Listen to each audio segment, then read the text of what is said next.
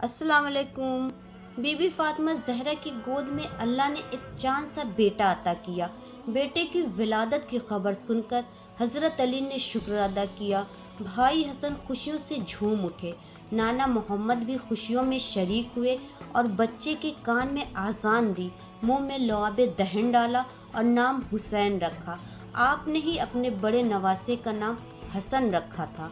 माँ बाप की चाहतों के साथ साथ इमाम हुसैन को अपने नाना से भी बहुत मोहब्बत और शफकत हासिल हुई। अपने दोनों नवासों को हुजूर कितना चाहते थे, इस बात का अंदाज़ा इसी से लगाया जा सकता है कि आप जहाँ जाते थे अपने नवासों को साथ ले जाते थे। बाज़ार जाते थे तो हसन हुसैन साथ साथ जाते थे, किसी के घर जाते तो हसन हुसैन साथ साथ जाते, मस्जिद जाते तो हसन हुसैन साथ साथ रहते थे। एक बार तो हुजूर मस्जिद में मिंबर पर खुतबा दे रहे थे कि इमाम हुसैन मस्जिद के फर्श पर गिर पड़े। मासूम से हुसैन के गिरते ही रसूलुल्लाह ने खुतबा तोड़ दिया और मिंबर से उतरकर हुसैन को अपनी गोद में लिया। बहुत देर तक नवासे को प्यार करते रहे और पूछते रहे कि मेरे हुसैन को कहीं चोट तो नहीं लगी।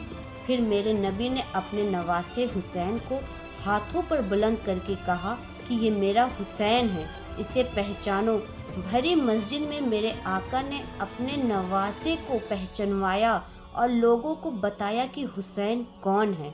हुजूर अक्सर अपने नवासे की शहादत की बशारत देते रहे और कहते रहे कि एक रोज़ मेरे इस नवासे को मेरी उम्मत के उबाश हाकिम शहीद करेंगे।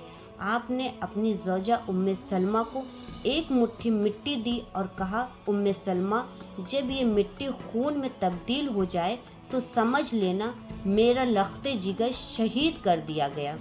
नबी करीम की तरबियत में इमाम हुसैन बड़े हुए और एक आपकी इस दुनिया से पर्दा करने के महज 11 साल में ही हालात इतने बदल गए कि शाम के तख्त पर बैठा यजीद इस्लाम, कुरान और शरीयत का मजाक उड़ाना शुरू कर दिया।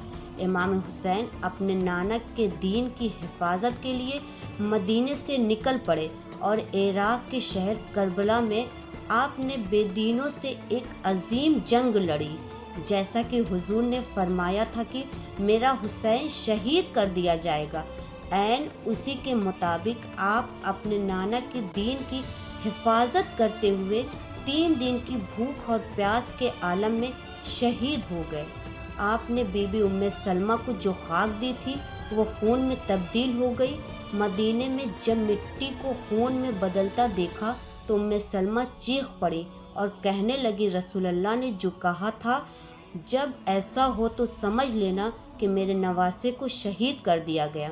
उम्मे सलमा ने मदीने में ये खबर दी कि लोगों, मेरे हुसैन की खैर हो। इमाम हुसैन के साथ आपके बेटे, भांजे, भतीजे, अहबाब और अकरबा भी शहीद हुए। आपकी शहादत के बाद नबी के घराने की बेटी और बहुओं को कैदी बनाकर दर बदर फिराया गया।